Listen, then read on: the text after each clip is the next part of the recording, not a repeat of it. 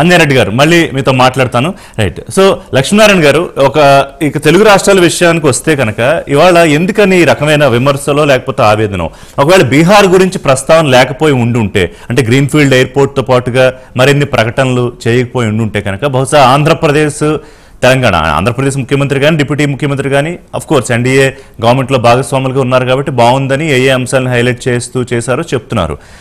మరి ప్రతిపక్షాలు కాంగ్రెస్, ప్రధానంగా ఇతర పార్టీల మాట మరోలా ఉంటే తెలంగాణ ముఖ్యంగా ఎక్కువగా విమర్శిస్తోంది. అంటే దాదాపు 1,65,000 కోట్ల వినతులు తీసుకెళ్లి ఎంపీలో ముఖ్యమంత్రి ఇస్తే కనీసం మాట వరుస కన్నా ప్రస్తావించలేదు అని.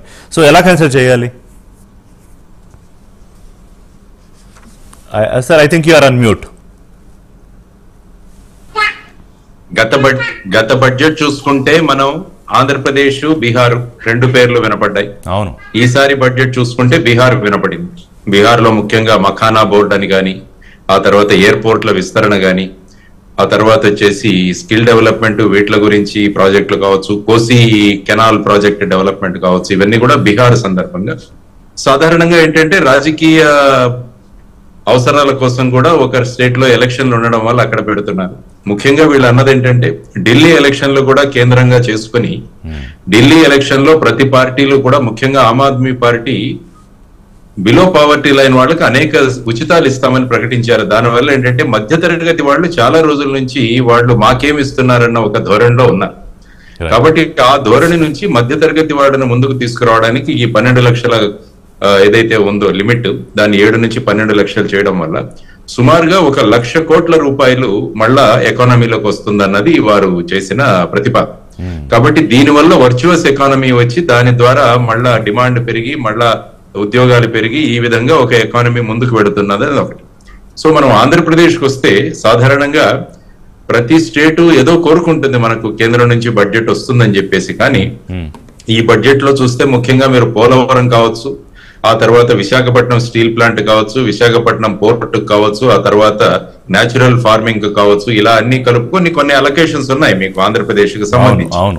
కానీ ఆశించినంత మేరకు లేవు అన్నది సర్వసాధారణంగా. అంటే ఇక్కడ లక్ష్మీనారాయణ గారు, ఇప్పుడు పోలవరం ప్రాజెక్టు విషయంలో 5,936 కోట్లు, తర్వాత బ్యాలెన్స్ గ్రాంట్ 12,157 కోట్లు. ఈ 12,157 కోట్లు కొత్తది కాదు కదా, గతంలో ప్రకటించిందే కదా. గతంలో ప్రకటించింది, ఎస్. కానీ ఇందులో ప్రత్యేకంగా మాట్లాడుతున్నది ఏంటంటే ఇప్పుడు పోలవరం ప్రాజెక్టు హైట్ ను 41.15 మీటర్స్ కే పరిమితం చేస్తున్నారన్నది ఇంకొక వాదన. అంటే దీన్ని ఒక మల్టీపర్పస్ ప్రాజెక్టు కాకుండా ఒక బ్యారేజ్ లాగా చేసే ప్రతిపాదనలు ముందుకు వస్తున్నాయి అన్నది కూడా పెద్ద చర్చ జరుగుతోంది. ఎందుకంటే మనం అనుకున్నది 45.75 మీటర్లు, కానీ దాన్ని 41.15 చేయడం వల్ల ఇది ఒక బ్యారేజ్ గానే ఉండిపోతుంది. ప్రాజెక్ట్ వాల్యూ కూడా తగ్గించాలనే ఆలోచన. 53-54 కోట్ల నుంచి సుమారు 35,000 కోట్ల వరకు. ఎందుకంటే ఇది ప్రధానంగా R&R ప్యాకేజ్ మీద ఆధారపడి ఉంటుంది. ఎప్పుడైతే మీరు హైట్ పెంచుతారో R&R ప్యాకేజ్ ఎక్కువ అవుతుంది. కానీ సెంట్రల్ గవర్నమెంట్ మేము ఇరిగేషన్ కాంపోనెంట్ మాత్రమే పెడతాము, కన్స్ట్రక్షన్, ఆ తర్వాత R&R ప్యాకేజ్ స్టేట్ చేసుకోవాలని వారు వాదిస్తున్న వాదన. దానివల్ల ఏమవుతుందంటే ఇది బ్యారేజ్ కి మాత్రంగానే పరిమితం అవుతుంది అన్నది ఒకటి. అలా చేస్తే అన్యాయం జరిగినట్టే కదా లక్ష్మీనారాయణ గారు. డెఫినెట్ గా ఇది మల్టీపర్పస్ ప్రాజెక్టు, నేషనల్ ప్రాజెక్ట్ అని చెప్పి ముఖ్యంగా ప్రధానంగా మన ప్రభుత్వాలు దీన్ని కేంద్రం మీదే పెట్టేసి ఉంటే సరిపోయింది. మనం అనవసరంగా ఈ ప్రాజెక్ట్ ను మేము పడతామని చెప్పేసి ఈ విధమైన దీంట్లో ఇప్పుడు మెయిన్ గా ఒక బ్యారేజ్ లెవెల్ కి వచ్చేస్తుందా అన్న భయం కూడా ప్రజల్లో ఉంది అన్నది మనం ప్రభుత్వాలు గమనించాలి. దీని గురించి స్పష్టమైన ప్రకటన రాష్ట్ర ప్రభుత్వం మరియు కేంద్ర ప్రభుత్వం చేయాలి. ఇది కేవలం బ్యారేజ్ మాత్రమే కాదు, ఇది ఒక మల్టీపర్పస్ ప్రాజెక్ట్ అన్న ప్రతిపాదన వాళ్ళు చేయాలి.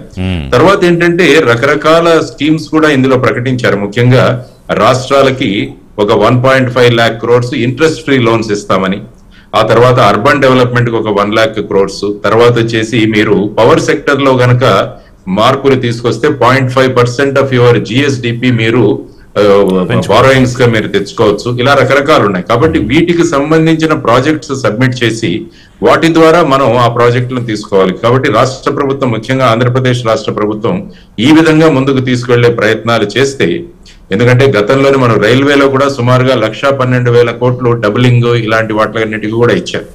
దానిలో మళ్ళా మనం ప్రాజెక్టులు తీసుకురావాలి. సో ఇప్పుడు రాష్ట్రాలు ఏ విధంగా ప్రపోజల్స్ తయారు చేసి కేంద్రానికి తీసుకువెడతారు, అవి ఎలా మంజూరు చేయించుకుంటారు అన్నది మన రాష్ట్రం యొక్క అక్కడ ఉన్న ఎన్డీఏ ప్రభుత్వంలో భాగస్వామ్యులు అవ్వడం వల్ల వారి యొక్క ఇది. తర్వాత స్టార్టప్స్ లో వీటిలో మీరు ఎలా తెచ్చుకోబోతున్నారు, ఇవన్నీ కూడా ప్రధానంగా మనం చేయాలి. తర్వాత ముఖ్యంగా గ్లోబల్ హబ్ ఫర్ టాయ్స్ అని చేస్తామన్నారు, బొమ్మలకి ముఖ్యంగా.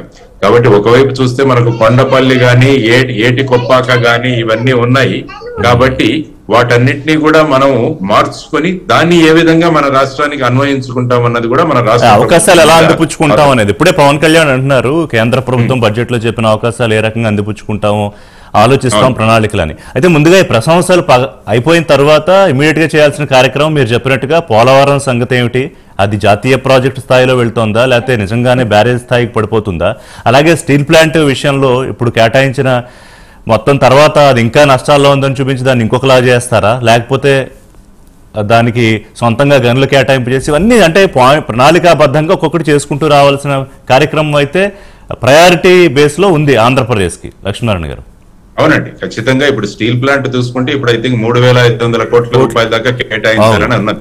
అవును. సో మనం యాక్చువల్ గా 11,440 కోట్లు యాక్చువల్ గా ఈక్విటీ మరియు వర్కింగ్ క్యాపిటల్ ఇన్ఫ్యూషన్ ద్వారా ఇస్తామని చెప్పారు. ఇందులో కాబట్టి ఇది ఒక ఉపశమనం మాత్రమే గానీ ఇది పర్మనెంట్ సొల్యూషన్ కాదు.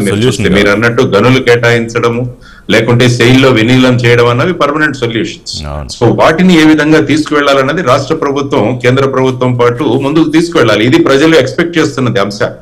ఈ విధంగా రాష్ట్ర ప్రభుత్వం కేంద్రం నుంచి తీసుకొస్తుందన్నది వాళ్ళ ఆశాభావం వ్యక్తం చేస్తున్నారు. మరి వాళ్ళు ఎంతవరకు